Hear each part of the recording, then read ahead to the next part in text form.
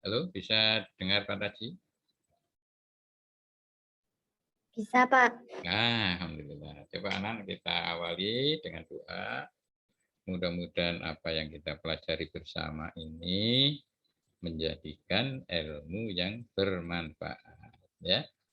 Baik bermanfaat pada diri kita, diri sendiri ya, dan juga bermanfaat kepada orang lain. Berdoa mulai Bismillahirrahmanirrahim. Rabbi tubillahi robba wa bi islamatina wa bi muhammadin nabiyya wa rasulah wal qur'ani imamah. Rabbi syrahli sadari wa yassiri amri utada min lisani yafqahu. La yatakallamuna illa man aminah lahu rahman wa qala sawaba. Ya, mudah-mudahan kita tetap dipandu oleh Allah sehingga hasilnya nanti bermanfaat, ya, ilmunya bermanfaat, gitu ya. Kita bertemu dengan Pak Taji membahas tentang sistem peredaran darah pada manusia. Yang kemarin kan kita pelajari tentang sistem pencernaan, ya. Sudah dipelajari sistem pencernaan kemarin. Setelah Pak Taji nerangkan, di rumah sudah dipelajari enggak?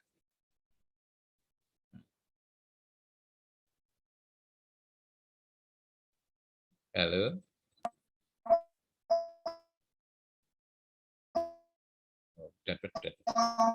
Oh, pelajari ya. Ini sinyalnya agak putus-putus nah ya. Ya. Oke, kita lanjutkan sistem peredaran darah pada manusia. Nah, kalau kita belajar sistem peredaran darah pada manusia, apa yang kita pelajari tentunya adalah jantung, ya.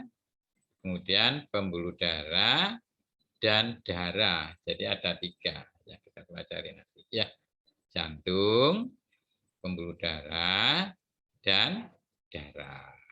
Ya. Jadi gitu ya. Kita awali dulu. Ya,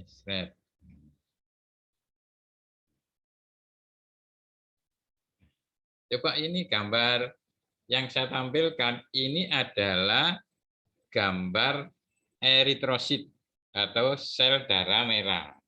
Ya. Jadi sel darah merah ini bentuknya seperti itu, ya, seperti donat tapi enggak bolong, jeglong aja. Ini namanya berbentuk bikonkave. Oke? Apa? Bikonkave, ya. Bikonkave, ya. Bikonkave itu bentuknya seperti ini. Ya, jadi kalau nanti kalian ulangan bentuk sel darah merah atau eritrosit itu berbentuk bikonkave. Yang fungsinya adalah untuk mengikat oksigen. Jadi oksigen ini bisa diikat karena bentuknya seperti ini dan juga dipengaruhi oleh zat warna merah pada darah yang namanya hemoglobin. Ya, dengan adanya hemoglobin ini yang didukung dengan bentuk bikonkave ini, maka darah bisa mengangkut gas yang namanya oksigen. Oke. Kapan darah ini mengikat oksigen, membawa oksigen? Manakala berangkat dari paru-paru menuju ke jaringan tubuh. Ya tentunya melalui jantung, ya. Jadi dari paru-paru ke jantung, setelah itu ke jaringan tubuh, baik tubuh bagian atas maupun bawah. Jadi bagian atas itu adalah jantung ke atas, termasuk dada, leher, kepala ini adalah jaringan bagian atas. Sedangkan jaringan bagian bawah, ya bawahnya jantung itu ya. Mulai dari bawahnya jantung, pusar, dan sampai ke kaki. Ini adalah jaringan tubuh bagian bawah. Ya, tentunya melalui pembuluh darah yang namanya arteri. Ya. Jadi pembuluh darah arteri. Oke, ngerti? Paham anak-anak? Jadi kalau ada pertanyaan, pembuluh darah Paham, Pak. arteri itu dialiri darah yang banyak mengandung oksigen sehingga warnanya merah darah seperti bendera yang masih beli. Ya. Jadi bersih merah darah, merah bendera Indonesia itu yang masih beli ya. Tapi kalau pembuluh darah vena ya, ini dilalui oleh darah yang banyak mengandung CO2, jadi karbon dioksida, sehingga warnanya mateng, jadi merah mateng, merah hitam, ya, merah hitam, sehingga warnanya kelihatan, ya. Kalau darah yang melalui pembuluh vena atau pembuluh balik itu warnanya hitam, merah ke hitam, merah tua gitu ya. Tapi darah yang lewat atau melalui pembuluh arteri ya itu biasanya warnanya merah, nah, seperti bendera Indonesia yang baru beli ya, merah ya, segar. Jadi merah segar ya. Oleh karena itu tekanan ini bisa dipakai oleh kedokteran di dalam menentukan tensi. Tahu tensi, tensimeter ya, alat untuk mengukur darah. Oke, siapa yang tahu tensimeter? Ayo, Kalista, tahu Ya, Pak. tensi? Tahu ya? Pernah diukur ya? Pernah ya? Itu yang kayak yang dipakainya di lengan terus ada selangnya ke kayak buat ngukurnya itu, Pak. Iya, bagus. Bagus. Kalau kemarin kamu ikut vaksin ya, vaksin 1, vaksin 2, pertama kali penanganannya kan tensi menggunakan alat itu ya. Iya. Iya. Iya. Nah, ini adalah pengukuran tekanan darah ya. Jadi seistol dan diastol. Jadi seistol itu biasanya tekanannya yang tinggi ya. Misalnya ada orang sehat normal tekanannya 110 90, berarti seistolnya 110, diastolnya 90. Artinya jadi seistol itu tekanan yang dipengaruhi oleh lewatnya darah dari paru-paru menuju ke jaringan tubuh. Ya tentunya lewat jantung, ya. Jadi ke jantung, ya paru-paru ke jantung ke jaringan tubuh. Sehingga tekanannya tinggi, lebih kuat, ya kan? Sehingga kalau tensimeter pasti ada dua tulisan, misalnya orang sehat 110 90, berarti 110-nya itu adalah seistol. Itu dipengaruhi tekanan aliran darah yang mengalir melalui pembuluh arteri ya dari paru-paru jantung ke jaringan tubuh. Gitu anak-anaknya. Sedangkan yang bawah misalnya 90 itu adalah tekanan yang dipengaruhi oleh aliran darah yang banyak mengandung karbon dioksida dari jaringan tubuh menuju ke jantung. Begitu anak-anak ya. Pembuluh arterinya terletak di dalam otot, sedangkan pembuluh venanya terletak di luar otot yang bisa kita lihat hijau-hijau itu, pelungker-pelungker hijau-hijau itu ya. Ya, biru-biru di tanganmu itu ya. Ada biru-biru itu ya. Itu adalah pembuluh vena atau pembuluh balik ya. Yang pembuluh arteri dinamakan pembuluh nadi. Itu. Paham anak-anak? Halo? Paham. Pinter. Anak muridnya Pak Taji itu pinter-pinter kan. Itu senang nggak Pak Taji kalau ngajar anak-anak ya. Cepat paham ini. Nggak ada pertanyaan?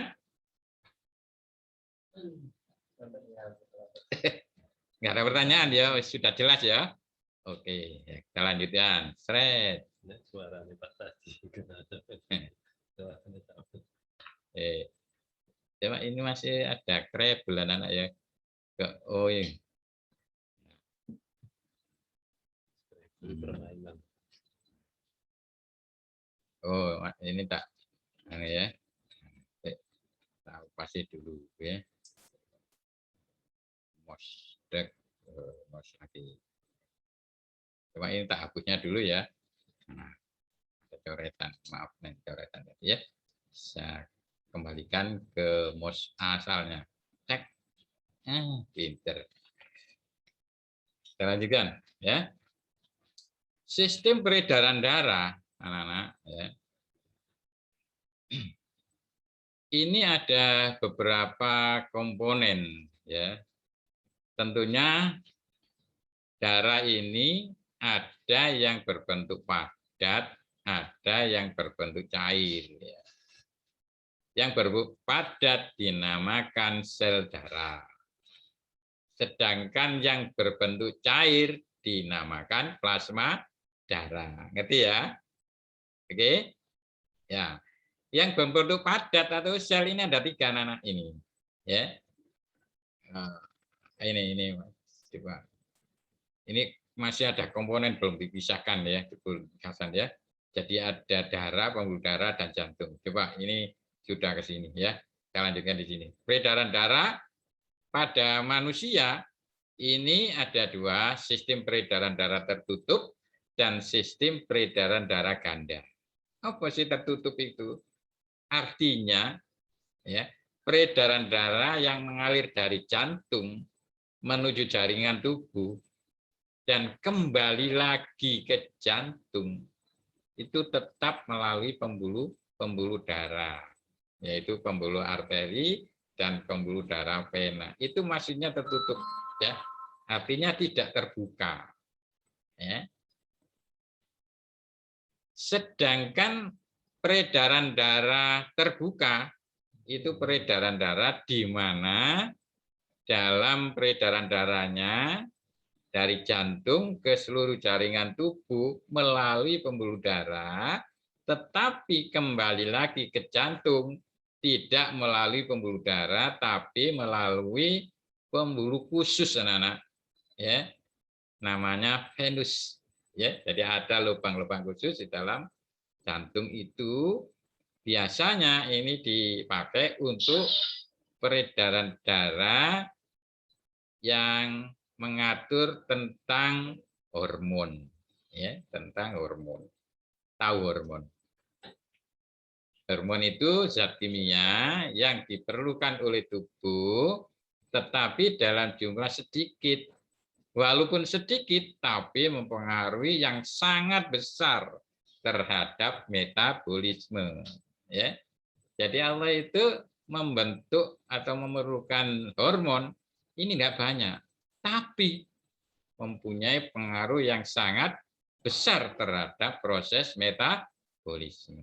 Ya, metabolisme itu adalah proses katabolisme dan proses anabolisme.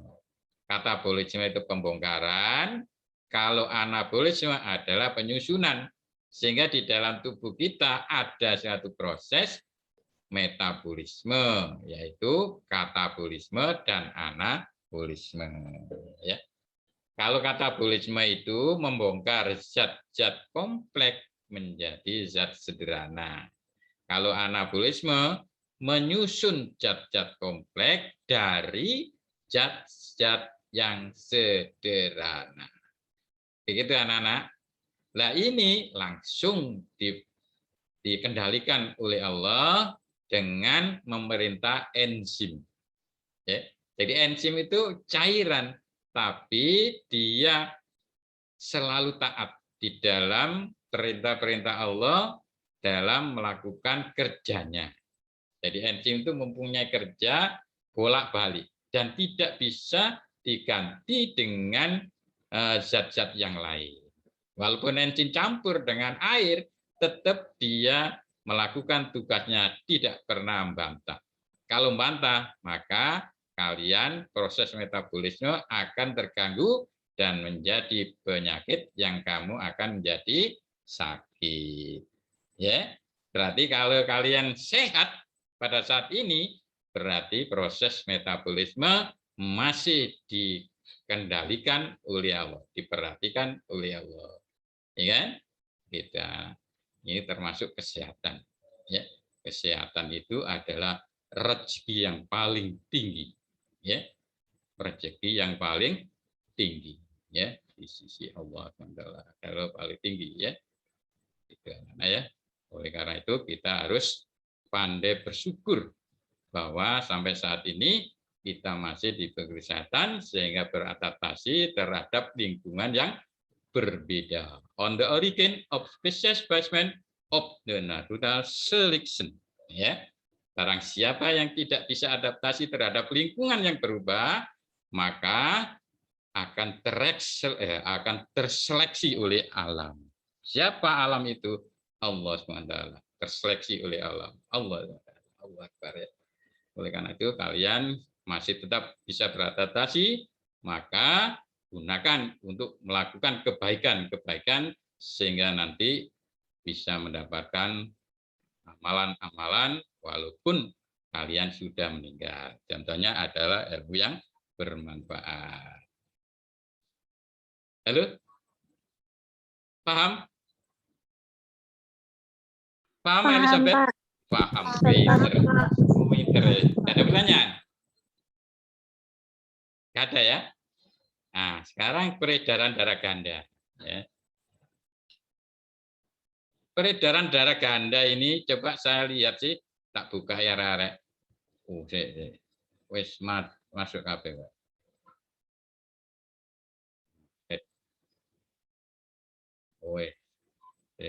Red. Oh, sakit. Pak tadi belum bisa ngontrol. Ya, red. Ya. Bagus, nggak apa-apa. Ya, yang lain bisa bergabung walaupun telat, tapi nggak boleh ditelat-telatkan loh ya. Ini adalah ilmu. Ya. Ah, peredaran darah manusia yang ganda ini ada dua anak, peredaran darah kecil dan peredaran darah besar. Ya, peredaran darah kecil itu peredaran darah di mana mengalir dari jantung ke paru-paru dan dari paru-paru kembali lagi ke jantung. Ini namanya peredaran darah kecil. Ya. Sedangkan peredaran darah besar yaitu peredaran darah yang mengalir dari jantung menuju ke jaringan tubuh, baik tubuh atas maupun bawah, dan nanti kembali lagi ke jantung. Begitu anak-anak. Oleh karena itu manusia mempunyai peredaran darah kecil dan besar. Itu anak-anak ya. Pernahkah kamu menyuruh jantung untuk berdetak?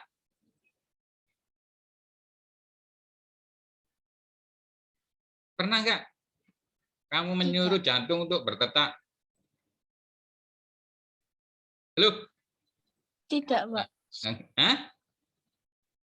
Nggak pernah ya? Iya, nggak pernah ya. Allah Akbar.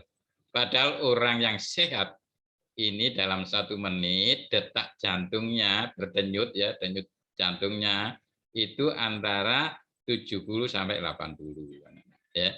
Jadi 70 sampai 80 denyut dalam 1 menit. Berarti lebih cepat mana? 1 menit dengan 70 denyut. Cepat mana? 1 menit, Pak. 1 menit. Loh. Denyut, Pak. No, Pak Muji ya. 70 denyut, Mbak. 1 menit berapa detak? Berapa detik denyut? Tik tik tik berapa? 60 ya. Kalau jantung manusia dalam 1 menit 70 denyut, 70 detak sampai 80 itu orang sehat. Ya, dalam keadaan istirahat. Jadi kalau kamu dalam keadaan istirahat kemudian ditensi, ini Pak Taji punya tensi nih, ya. Nanti kalau kalian masuk, bisa saya buat saya bawakan tensi. Orang yang biasa, enggak, yang diam, istirahat itu di tensi, kok jantung bisa mencapai 70 sampai 80. Wah, bagus itu. Kok bisa mencapai 100, tambah bagus lagi.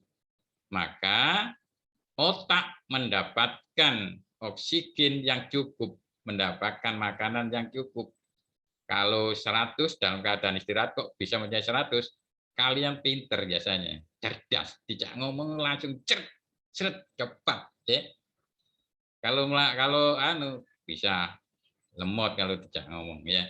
Kalau sampai 100 pinter itu, ya. Ini gunakan, dijaga, ya, kesehatan yang seperti itu dijaga untuk dipakai melakukan kegiatan yang positif. Begitu anak-anak ya.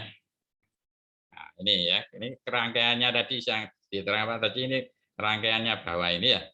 Ya ini ya, jantung, paru-paru ke jantung lagi ya. Kalau ini nah, peredaran darah kecil jantung ya ke seluruh tubuh ke jantung.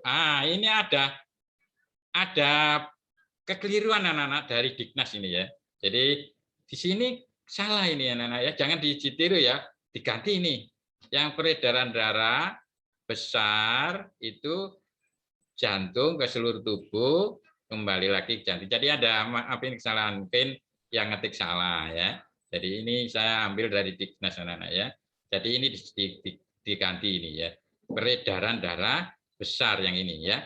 Yang peredaran darah kecil sudah betul ya. Ada koreksi ya. Jadi ini ya, ini diganti peredaran darah besar. Enggak bisa apa tadi ganti ini ya, enggak bisa ini ya. Ya kamu ganti aja ini ya. Peredaran darah besar jantung ke seluruh tubuh, kemudian dari tubuh ke jantung lagi. Itu anak-anak ya. Tidak ada salah sedikit ya. Ada koreksi sedikit ya. Kita lanjutkan.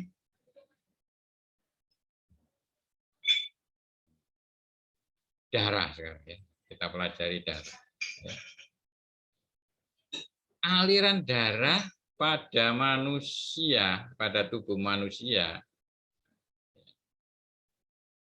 Satu, di dalam plasma darah terdapat sel-sel darah merah, sel-sel darah putih, dan sel-sel keping-keping darah. Nah ini ya, makanya Pak Taji tadi ngomong bahwa darah itu dikelompokkan menjadi dua, yang satu berbentuk sel atau padat, yang terdiri ini tiga, ya, eritrosit, leukosit, dan trombosit, ya. Ya, sel darah merahnya tadi sudah saya jelaskan ya, sel darah merah. Saya tambahkan bahwa sel darah merah anak-anak itu, anak-anak ya, ini umurnya hanya 120 hari. Ya. Berapa? 120 hari. Nah, pinter. Berapa bulan itu?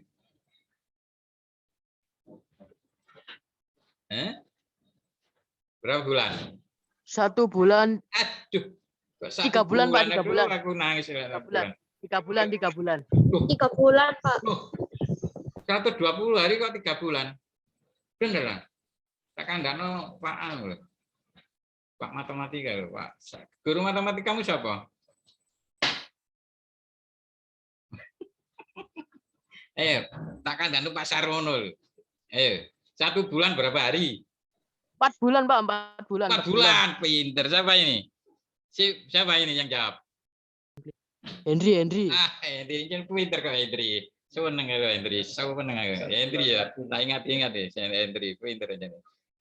Ya, 4 bulan. Hendri ya.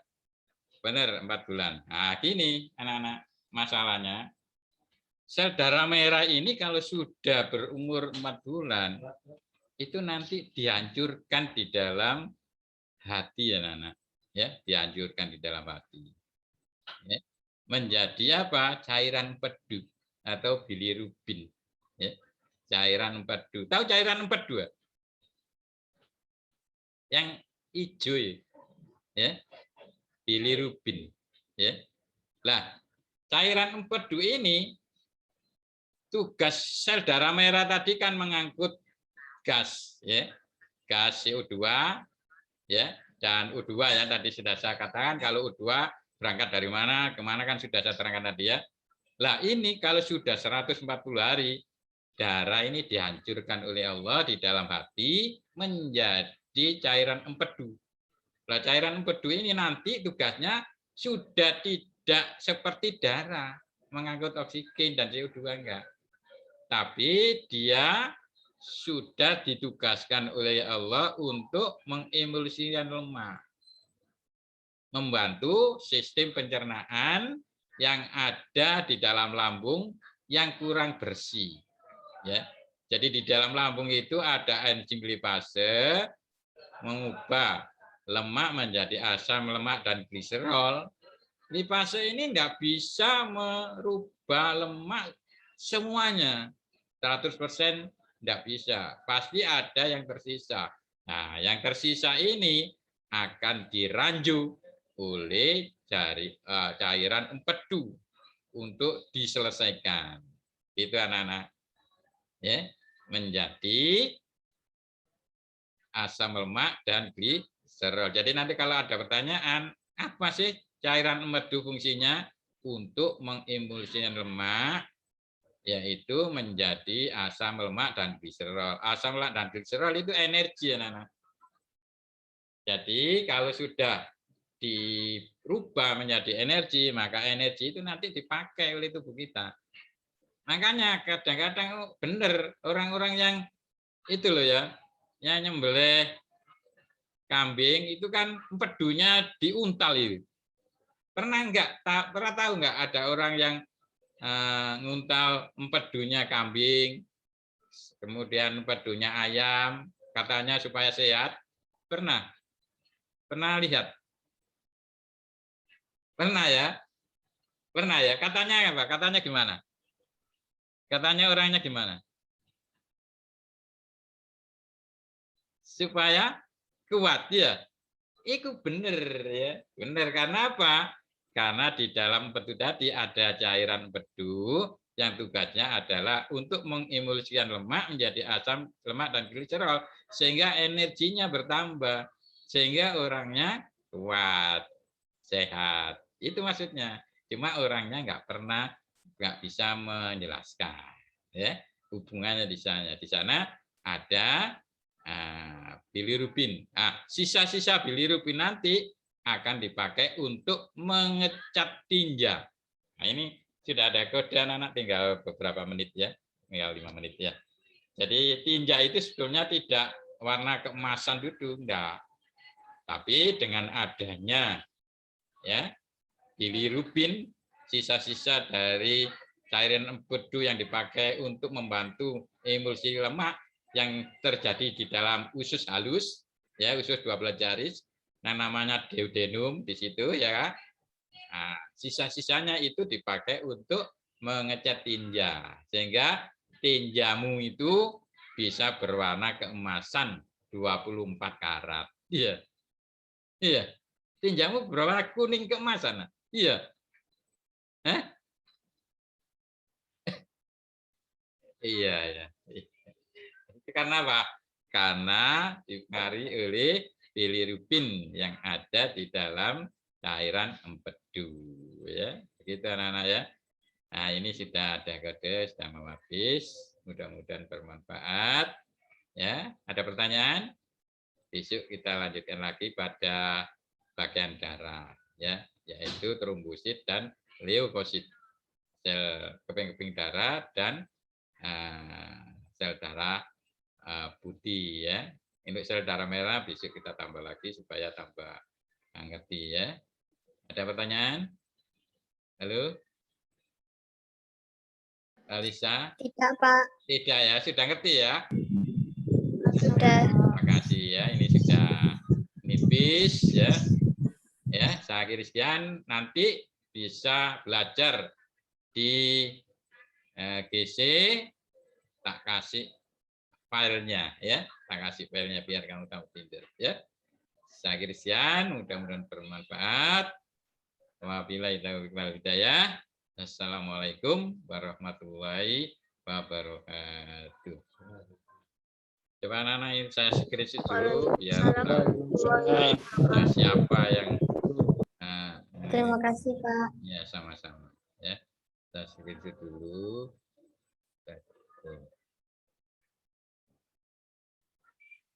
Slide. Set. Ya.